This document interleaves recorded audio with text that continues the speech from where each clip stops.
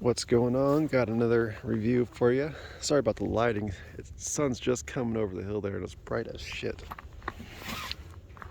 But anyways, what we got here is a SOPMOD Block 1 clone-ish kind of rifle. But anyways, start off with, I guess we'll go from bottom to top. So we got an A2 pistol grip. It's my favorite grip. It looks cool and it feels cool. Sure feed, OK Industries gray mag, which is my favorite. Unfortunately, this is a Palmetto State? Yeah, Palmetto State Armory lower receiver, so it's the cheap shit. But it is cool because it says auto semi-safe, even though it's not really full auto. There's no third pin, so don't shit your pants. But the reason I got it too is because you can kind of see there it says M4A1 carbine on lower, which is pretty cool. So that's why I got that lower, but the upper is BCM, and it's a SOCOM profile barrel. So that's a 4150 steel, magnesium, phosphate exterior, chrome line interior, 1 7 twist barrel. And it's like magnetical particle inspected or high pressure and MP tested, so it's all the good shit. So the SOCOM barrels, they look like M4 barrels up to about here, and this is pinned and welded on, so that flash hider looks a little bit longer. That's because it is just to make it all 16 inches, but 14.5-inch barrel, M4 looking barrel up to about here. And then the SOCOMs, what's different about them is they're thicker underneath here, so it's supposed to help with like heat and accuracy, which, you know, whatever. Got an owl, cloud defensive owl light. It's supposed to be like one of the most indestructible lights on the market, and the candela is incredible. You can see targets up to like 300 yards with this thing, so it's really nice, super bright, and it's not like a blinding bright. It's a nice warm brightness, and it just makes you feel good looking at it. I think this is S7 tool steel up here along the end here, so you can actually, they say it's actually a striking tool, so you can strike something with it or somebody. It's got a rechargeable battery in there. You can't use CR123s, which is why I kind of got this Troy grip here, to have another spare battery for this inside of this grip here. And this also, if you are just running CR123s, this breaks in half and you could put this cap right about here, so it's like a smaller grip. But the end of this cloud defensive light has a little socket on there for this nut, so it's kind of got its own tool in it and everything. It's pretty cool. It's not too heavy.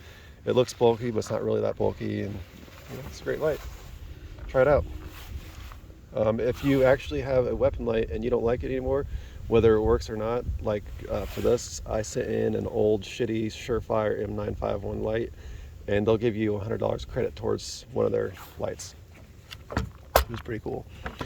But anyways, moving back here, EOTech XPS2, I think they are. I don't know all these numbers and everything. Who cares? It is what it is. It's a nice EOTech. I'm an EOTech fanboy.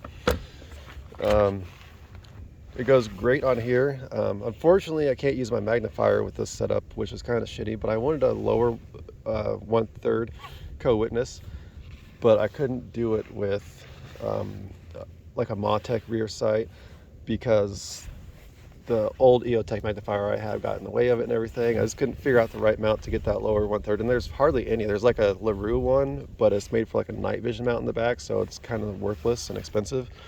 This is a Rock River Arms A2 rear sight with like this bottom rail here, brings this up to a lower 1/3. So if you're running an EOTech, I highly recommend having iron sights that can easily be flipped up to see through the optic, because EOTechs, even though I'm a big fan of them, they have shitty battery life and they're not always on. You have to actually turn them on. So like high stress situation or something like that, or your battery goes out, just drop your eye a little bit lower and you can see down the iron sights. So that's pretty cool. This I actually get the Rock River Arms rear sight riser thingy. I actually got on Gunbroker for way cheaper than the newer ones. The only problem is, well, it's not really a problem with me. This is a Gen 1 model, so it's only got a notch there. So this is the only place you can put the EOTech, and it's kind of only made for EOTechs. The newer ones have an actual pick rail on the whole top, so you can move it around and add different shit. But anyways, we got a B5 Industries stock here. This is actually a mil-spec version. So right here on the civilian version, there'd actually be a QD mount there, and on the military one, there's not. So what I have is the sling going kind of through here. You see this on older slings a lot, like on older guns. But that's where the sling kind of sticks into the slot there. It's got a nice rubber end there, but this also has 2 tubes in it too. So you can fit like CR123s or more batteries for this inside of there, and it's watertight. The buffer tube is actually from Aero Precision, and I think they make some of the best buffer tubes. I can't really extend it out really well, but they got holes on like a lot of these notches under here for water to come out, or like air or whatever. And it's pretty beefy and everything. It's great. It's got an H2 buffer in it. But that is about it with this rifle, I think. This is an upper I've had for a while. I didn't really put it together much because everybody's got flat top uppers, right? And who gives a shit about them anymore? Carry handles are cool, but I wanted something that was like an actual shit hit the fan gun, and wanted to be like a really good shit hit the fan gun. So that's why I got the SOCOM barrel, the indestructible light, the metal vertical grip here, because if you're trying to poke your barrel through glass or poke something else with it, it's not going to rip off there or anything like that. EOTech, it's solid, it's not going anywhere, and it's got that backup redundant rear sight there. So the whole thing's fucking solid. It's pretty awesome. I think it's like the ultimate rifle for general use.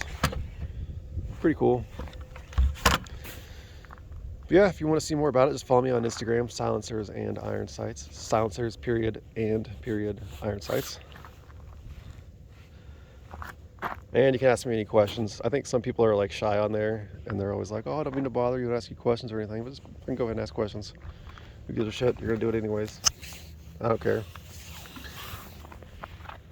But yeah, there it is. And actually, you know what's weird is this thing, it's probably, I want to say it's almost as smooth, maybe even a little bit smoother than like my A4. I don't know if that's, I don't know what the fuck, I don't know why, but it's just a really smooth shooter. But there it is. Sorry about the light and the angles. The light's all weird and I can't see shit. So cool. Check out Instagram for more pictures of it.